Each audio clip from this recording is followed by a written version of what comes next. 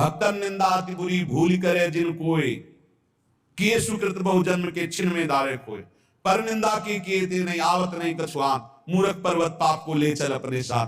तो अलम कश्यापि संगत्या, ऐसा संग मत करो जिनके पास बैठने से भक्त निंदा, जन निंदा, भगवत निंदा हो, ऐसे से दूर रहो। अलम बंद कर दो ऐसे लोगों का संग। रात दिन हम श्यामा श्याम का नाम जप करेंगे, श्यामा श्याम की लीला गुण गाएंगे, श्यामा श्याम के ही धाम का शोभा का चिंतन करेंगे।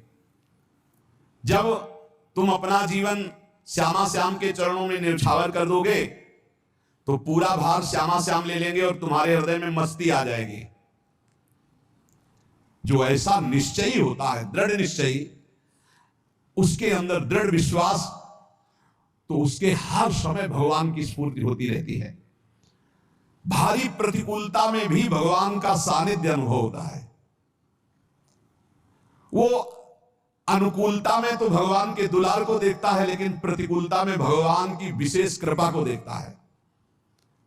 ये संयोग, ये वियोग, संसार की ये द्वंद्वमयी वृत्तियां भक्तों के हृदय में नहीं चुभती। आए की हुज्जत नहीं, गए की तलाश नहीं, क्योंकि नित्य संयोग भगवत स्मृति के प्रभाव से प्रभु का रहता है। शोक, विषाद बहुत ध्यान देने योग्य विषय है। तभी लोगों को ऐसा लगता है कि ऐसा कैसे हो सकता है। भक्त के चरित्रों को जब सुनते तो लगता है ऐसा कैसे हो सकता है, ऐसी परिस्थिति में भी ऐसा कैसे हो सकता है। क्योंकि तुम मानसिक बुद्धि से युक्त हो और वो भागवतिक स्थिति से युक्त है, इसलिए तुम उसको पार पा ही नहीं सकते। जब तुम अपना जीवन श्यामा श्याम के चरणों में समर्पित कर देते हो हृदय से, फिर उनकी कृपा से सब विघ्न दूर हो जाते, एक अपार मस्ती रहती है।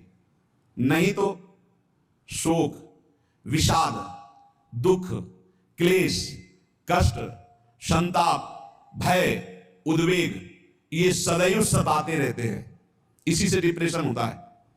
बार बार नकारात्मक चिंतन, शोक, विषाद, दुख, चिंता, क्लेश, संताप, भय, उद्वेग, यही पूरे मानसिक स्तर को नष्ट कर देते हैं। उत्साहहीन जीवन हो जाता है।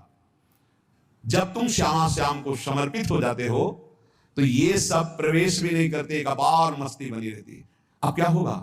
श्यामा श्याम जो करेंगे वही होगा। श्यामा श्याम पता नहीं कैसा करें, नहीं, वो सदैव मंगल भवन है, वो जो करते महामंगल होता है। यह निश्चय उपासक के हृदय में आ जाना चाहिए। इसलिए अपना सारा मन, सारी बुद्धि, सारा जीवन, प्रत्येक श्वास प्रभु को अर्पण कर दो, फिर देखो तुम निहाल हो जाओगे। दुख, शोक, विषाद, क्लेश, कष्ट, संताप, भय, उद्वेग, ये उसी को व्यापते हैं जिसने अपने जीवन को प्रभु के चरणों में अर्पित नहीं किया। इसलिए तुम अपना सारा मन, सारी बुद्धि, सारा जीवन, प्रत्येक श्वास केवल प्रभु को अर्पित कर दो, फिर देख लेना। श्वास कैसे अर्पित की जाती? राधा राधा राधा। बुद्धि कैसे अर्पित की जाती? एकमात्र निश्चय कि भगवत सुख ही सुख है, ये जागतिक सुख सुख नहीं, ये दुख है, ये ऐसा दलदल है जिससे आप तक कोई नहीं निकल पाया। सारा मन, हम मन से केवल प्रभु का मनन करें, बार बार मन को संसार से हटा के नाम में, रूप में, लीला में, धाम में लगाएं। बहुत प्रसन्नता हो जाती है उस उपासक के हृदय में जो अपना मन बुद्धि प्रभु के चरणों में अर्पित कर देता है। भगवान ने तो इसको बहुत उत्तम स्थिति बताया है कि मेरे से कभी वो अलग हो ही नहीं सकता यदि मन बुद्धि अर्पित कर दिया। मयि एव मन आधत्स्व मयि बुद्धिम निवेशय, तो निवशस्य मयि एव अत ऊर्ध्वं न संशया। बिल्कुल संशय नहीं, वो मेरे में ही निवास करेगा जिसने मन और बुद्धि अपनी मेरे में अर्पित कर दी। बहुत प्रसन्नता रहेगी उस उपासक के जीवन में जो अपने आप को मन बुद्धि सहित प्रभु के चरणों में समर्पित कर दिया है। भगवान का आश्रय लेने वाले की पहचान है हर परिस्थिति में प्रसन्न रहना। देखो आप भगवद आश्रित हो कि नहीं, देखो अनुकूल परिस्थिति में तो सब प्रसन्न रहना, लेकिन प्रतिकूल परिस्थिति में प्रसन्न रहना ये भगवान के भक्तों का लक्षण है। हर परिस्थिति में प्रसन्न रहना ये भगवान के भक्तों का लक्षण है। आनंदघन भगवान का आश्रय मिलते ही आनंद छा जाता है हृदय में। उनके पास आनंद का अभाव होता ही नहीं है। जैसे सूर्य का प्रकाश उदय होते ही सूर्य का प्रकाश संपूर्ण अंधकार को नष्ट कर देता है, ऐसे ही भगवान का संपूर्ण आश्रय लेते ही सब दुख चिंता शोक नष्ट हो जाते, आनंद ही आनंद। तुम भगवान के मंगलमय रूप को नहीं जानते हो, पर उनके मंगलमय भाव को, विधान को मानना शुरू कर दो। जो भी होता है मंगलमय होता है। हमने जीवन में देखा है, अगर इधर कोई बहुत बड़ा सुख दिया तो देर नहीं लगेगी, 24 घंटे नहीं व्यतीत होंगे और ऐसे दुख दे देंगे, जिससे दोनों का समान भाव रख करके ना दुख में तुम भूलो प्रभु को, ना सुख में भूलो, सीधे भगवत मार्ग में चलो। पूरे जीवन की बात देखा है, भगवान के मंगल विधान में सदा सर्वदा सुख ही सुख है, इस बात को मान के प्रसन्न हो जाओ। जब भगवान का भजन करने वाले की तन्मयता बढ़ती है भजन में, तो द्वेषी जन अपने आप तैयार हो जाते हैं। भक्त कभी किसी से द्वेष नहीं करता, अपने आप वो द्रोह करने लगते। तो नरसिंह मेहता जी से बहुत गांव के कई लोग थे जो जलते थे, ऐसे जलते थे कि अब क्या करें, कैसे मिटा दे नरसिंह मेहता जी को। उपाय तो मिल नहीं रहा था। तो एक दिन संतों की मंडली आई और उन्होंने कहा कि हम रास्ते में कोई चोर आदि धन ना ले ले, इसलिए यहां से किसी की हुंडी चलती है क्या द्वारिका में? पहले ऐसा था। बोले हाँ हाँ, हमारे यहाँ बहुत बड़े सेठ है नरसिंह मेहता जी, पर आप कहोगे वो मना कर देंगे। कई बार कहोगे, अगर वो स्वीकार कर ले तो वहां। और उनका लक्ष्य था कि नरसिंह मेहता जी की तो खाने की भी सुविधा नहीं थी, हुंडी कहाँ की बात है। उनका था कि जब वो ना कहेंगे तो संत जन नाराज हो जाएंगे, अगर हाँ कह दिया तो वहां हुंडी चुकेगी नहीं, तो संत जन अपने आप इनको शाप दे देंगे, अपराध बन जाएगा, ये नष्ट हो जाएंगे। संतों को भेजा नरसिंह मेहता जी ने, सबकी दंडवत की, चरण पखाए। तो उनका ये इतना रुपया है, द्वारिका में साधु सेवा हम करेंगे, वहां तुम्हारी हुंडी चलती है, तो आप अरे उनका आप कहाँ भूल रहे हो, यहाँ खाने की भी व्यवस्था। बोले हमें सब पहले से बता दिया गया कि आप मना करोगे, बार बार मना मत करो, हमें पता है। तो ठाकुर जी की तरफ देखा, बोले क्या लीला है प्रभु, संतों से हम क्या कहें, ये ले रुपये।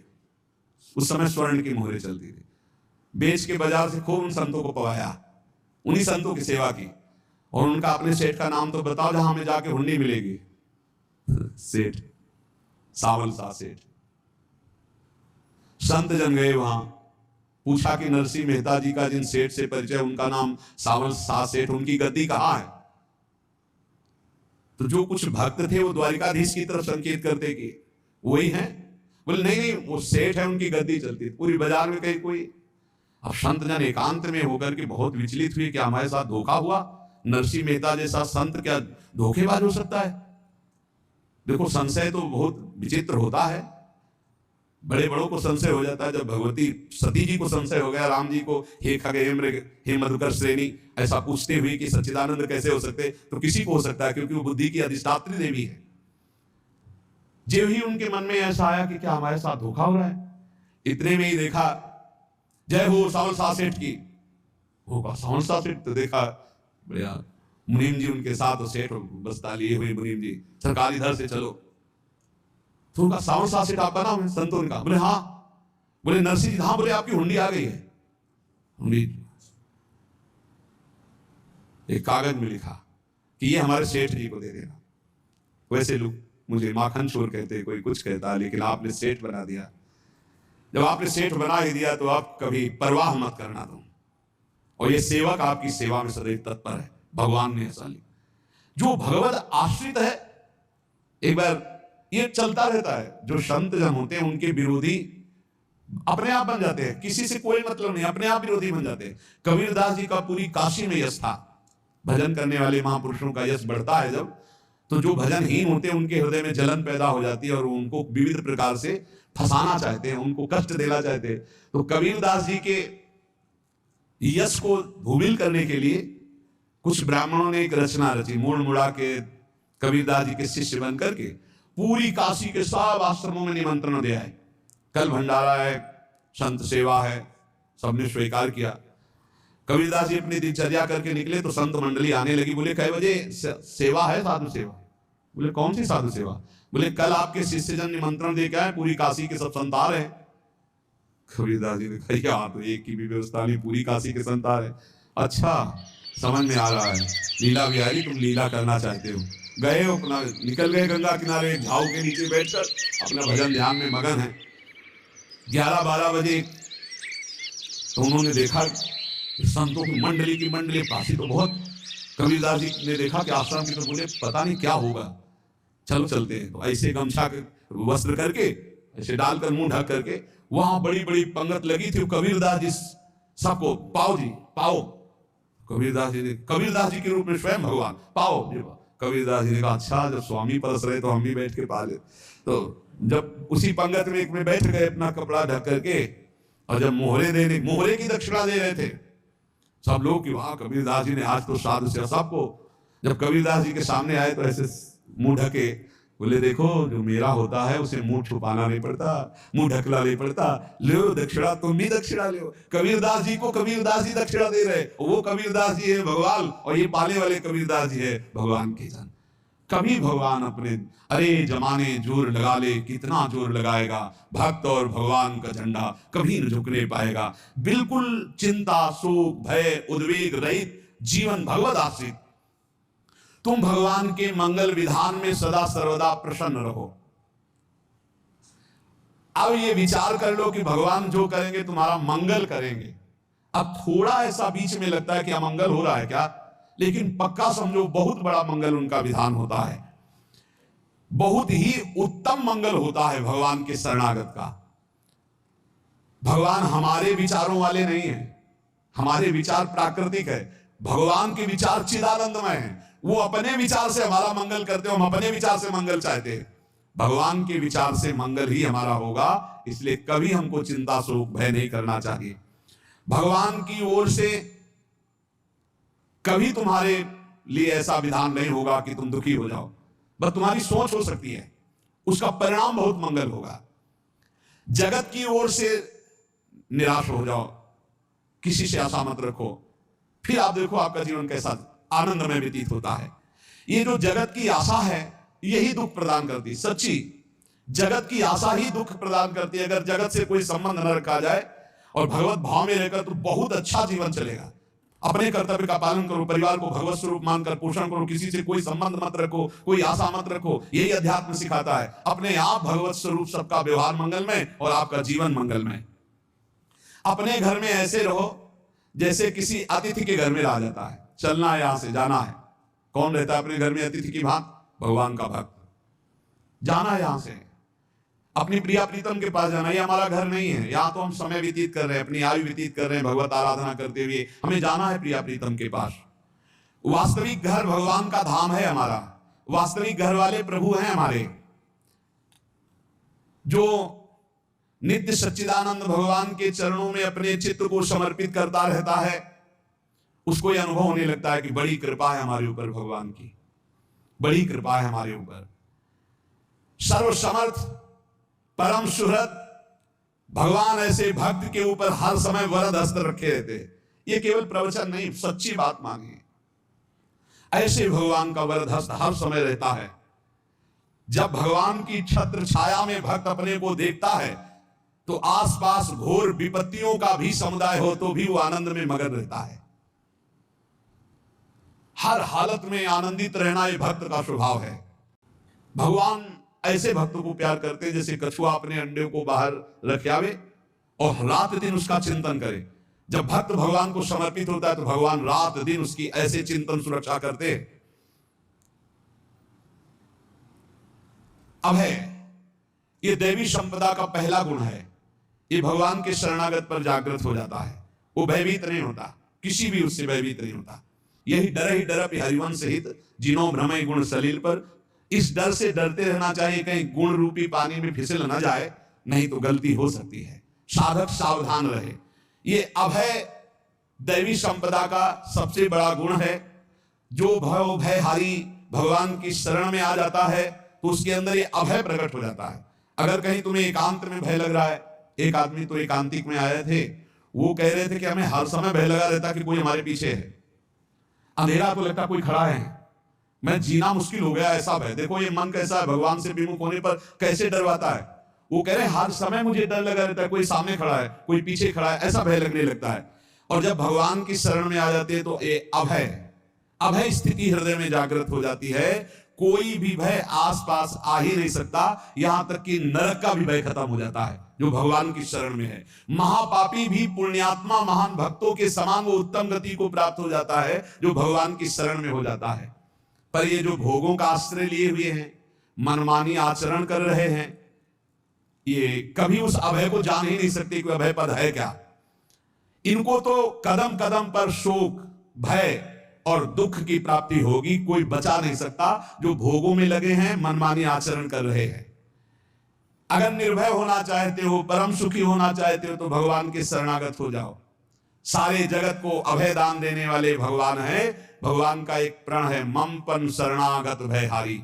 जो मेरी शरण में आ गया उसके भय का मैं नाश कर देता हूं। साधना में अवस्था मन की मानी जाती है कि आप कितने अच्छे साधक हैं। यदि आपका मन भगवदाकार है, हर समय भगवत चिंतन चल रहा है, आपके स्वप्न भागवती का रहे हैं, आपके विचार भागवतिक है, तो आपकी अच्छी साधना हो रही। और यदि आपके स्वप्न गंदे आ रहे हैं, क्योंकि स्वप्न में मन का ही सारा खेल होता है, और आपकी चिंतन वृत्ति वासनात्मक चल रही, तो अभी साधना का प्रभाव मन पे नहीं पड़ा है। जिसका मन हर समय भगवत चिंतन करता रहता है, वो जीते जी जीवन मुक्त हो जाता, अनुभव होता है। जैसे किसी ने कहा कि हमें कैसे पता चलेगा कि हमारा काम हो गया है, तो जैसे आप भोजन पा लेते हैं तो किसी दूसरे से गारंटी थोड़ी लेनी होती कि हम छक गए हैं क्या, आप जरा बताना हम छक गए हैं क्या। नहीं, अपने हृदय में आ जाता है कि अब मैं तृप्त हो गया। ऐसे ही अपने हृदय में आ जाता है कि मेरा काम हो गया, अब मेरा जन्म नहीं होगा। ये हृदय में आ जाता है, अपने आप अनुभव में आ जाता है। जब स्वरूप बोध होता है तो किसी और से सलाह थोड़ी लेनी होती है, वो अपने आप अनुभव में आ जाता है। हां, यदि गुरुदेव का वर्ण नहीं किया है तो फिर आपको किसी न किसी गुरु से प्रमाणित करवाना पड़ेगा। और अगर गुरुदेव का वर्ण किया है तो वही मंत्र, वही नाम, वही गुरु शरणागति आपको अंदर से पुष्ट कर देगी कि आपका काम हो गया है।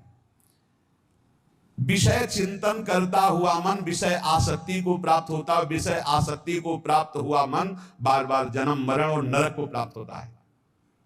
बस ये विषय चिंतन हटाना ही प्रमुख कर्तव्य साधना का है।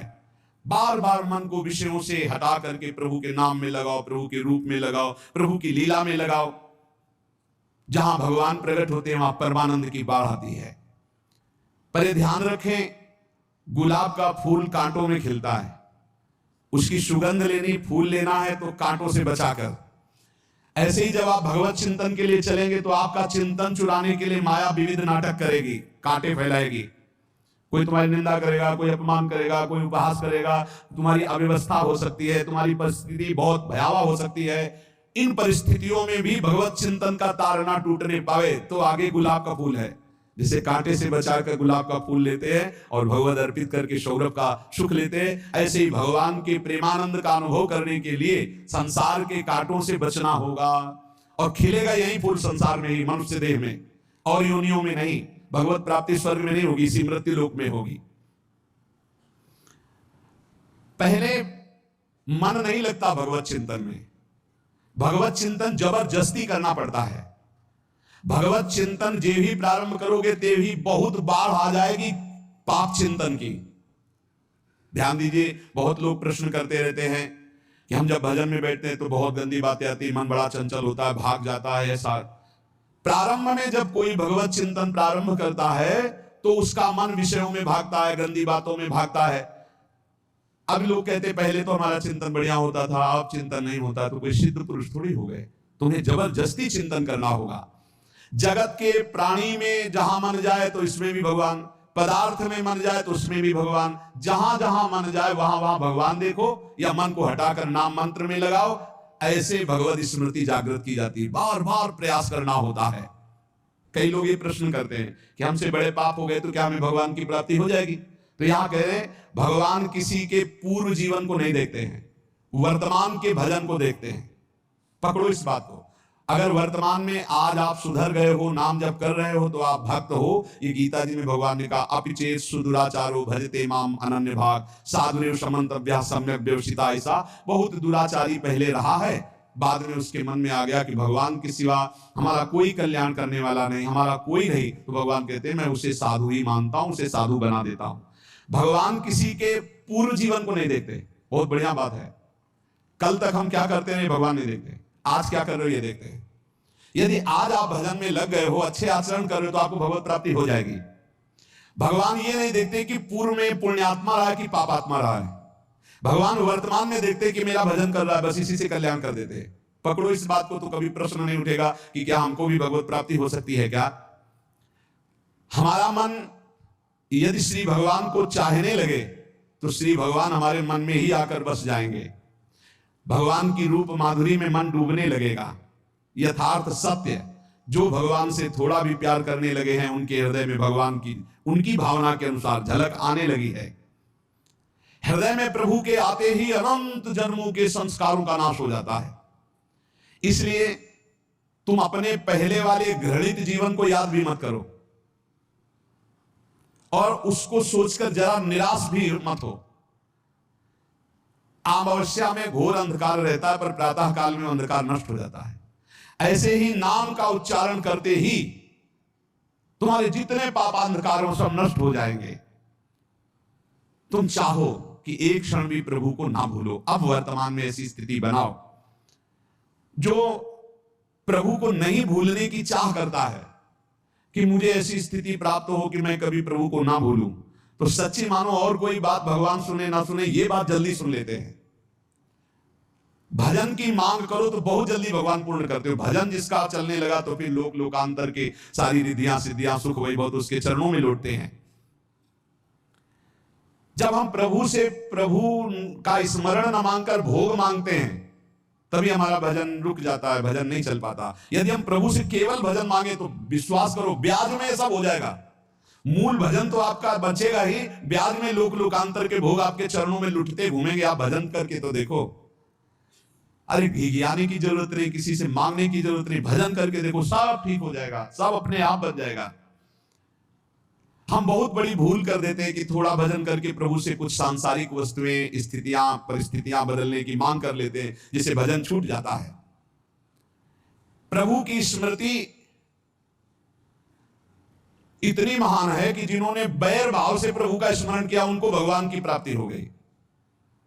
जैसे कंस आदि भगवान से बैर ही तो रखते थे लेकिन भगवान की स्मृति रहती थी, स्मृति ने उनको भगवत प्राप्ति करा दी। स्मृति में महान सुख है, पर वो जब भक्ति रस से युक्त स्मृति होती तब माधुर्य रस प्रेम रस का अनुभव होता है। कल्याण तो वैर भाव से स्मरण करने वालों को भी प्राप्त हो गया। यदि आप भक्त हो और ये चाहते हो कि आपकी भागवती की स्थिति बहुत जोर की हो तो हम आपसे प्रार्थना करते हैं कि रोज प्रभु से एक ही बात मांगिए, मुझे अखंड स्मृति दीजिए। अर्जुन जी को पूरी गीता जी सुनने के बाद यही मिला, नष्टो मोहा स्मृति लब्ध्वा। स्मृति, प्रभु आप हम पे ऐसी कृपा कर दो कि हमारे हृदय में किसी और व्यक्ति वस्तु स्थान की स्मृति न रह जाए, केवल आपकी स्मृति रह जाए। ये चाह भगवान बहुत जल्दी पूर्ण कर देते हैं यदि उपासक हृदय से ये बात मांगे। भगवान की कृपा से ही ऐसा हो सकता है कि अखंड स्मृति ये कर्म फल से नहीं मिलती है। प्रभु के प्रति निर्भर होकर जो दैन्यता पूर्वक प्रभु से मांगता है और हर समय अभ्यास करता रहता है भगवत स्मरण का, उसको ये स्मृति मिलती है। और स्मृति मिल गई तो इससे बड़ी कोई स्थिति नहीं, हर समय भगवान का स्मरण।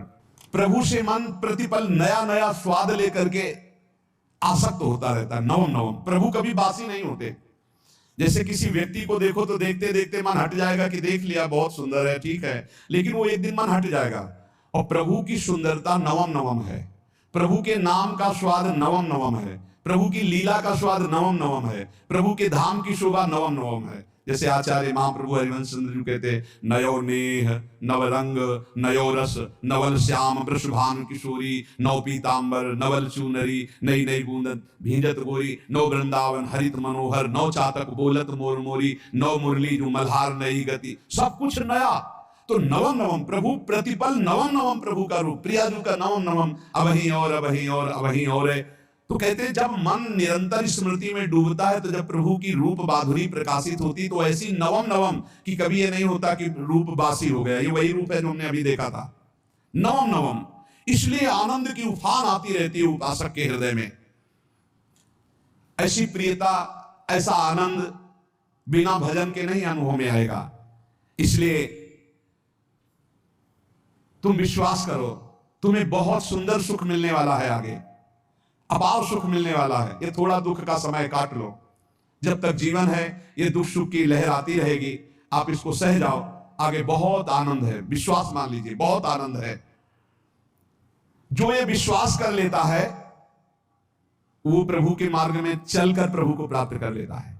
नहीं तो इतने रोड़े हैं कि आप ऊब जाओगे, बहुत रोड़े हैं। जो प्रभु के मार्ग में चलता है तो माया के बहुत से पार्षद अपना प्रभुत्व दिखाने उनके पास आते हैं, महिमा अपनी दिखाने, पर वो किसी वस्तु, स्थिति, अवस्था, प्राणी, पदार्थ का प्रभाव स्वीकार ही नहीं करता, क्योंकि भगवत स्मृति परायण है, भगवान की कृपा पर विश्वास है, इसलिए उसको कोई फंसा नहीं पाता। वो नित्य निरंतर प्रभु से घुला मिला रहने के कारण उसकी मस्ती में कोई फर्क नहीं पड़ता। माया का प्रभुत्व रखने वाले उसे फंसाने की चेष्टा करते हैं, पर उस पर किसी का असर नहीं होता। वो कहीं लिप्त नहीं होता, वो कहीं दुखी सुखी नहीं होता, वो हर समय प्रसन्न रहता है। तुम देखो, हर समय प्रसन्न रहते हो? यदि नहीं तो तुम किसी व्यक्ति वस्तु का आश्रय लिए हुए, प्रभु का नहीं। अगर हां तो हर समय प्रभु का स्मरण चलना चाहिए, हर समय प्रभु के आश्रित हो, फिर देखना ये आनंद, ये प्रसन्नता क्या रूप रखती है। बड़े बड़े मस्त संतों को देखा, मस्त है, ऐसे उन्माद में मस्त है। उस सुख के लिए ललचाओ, कब तक जन्मते मरते रहोगे, कब तक बार बार दुख भोगते रहोगे, कब? बड़ा प्रपंच है ये। भगवान का स्मरण परम पुण्यात्मा पुरुष का हृदय माना जाता है। बहुत पवित्र हृदय, बड़ा पुण्यात्मा हृदय, जिसमें भगवान का स्मरण, भगवान का विस्मरण पापात्मा पुरुष, भयानक विपत्ति, दुर्भाग्य। अतएव सुदृढ़ निश्चय करो, अब हम भगवान के स्मरण में अपना समय व्यतीत करेंगे। मेहनत करो, कार्य करने के लिए कोई मना नहीं, आप नौकरी करो, किसानी करो, व्यापार करो, पर अंदर अंदर भगवत स्मृति, भगवत स्मृति ही सबसे बड़ी स्थिति है। अब चाहे हम जीवित रहे, चाहे हमारे मरण जैसी विपत्ति आ जाए, चाहे सब हमसे हट जाए, चाहे सब हमको नमन करें, अब हम दृढ़ निश्चय करके केवल भगवान के स्मरण करते हुए इस संसार के बीच समय व्यतीत करेंगे। अब हम चूकने वाले नहीं, ये नियम लीजिए। चाहे जीवन रहे या ना रहे, चाहे मरण जैसा कष्ट आ जाए, चाहे सब वियोग हो जाए, सब चले जाए, चाहे सब संयोग हो जाए, सब नमन करें, अब हम प्रभु का स्मरण नहीं छोड़ेंगे।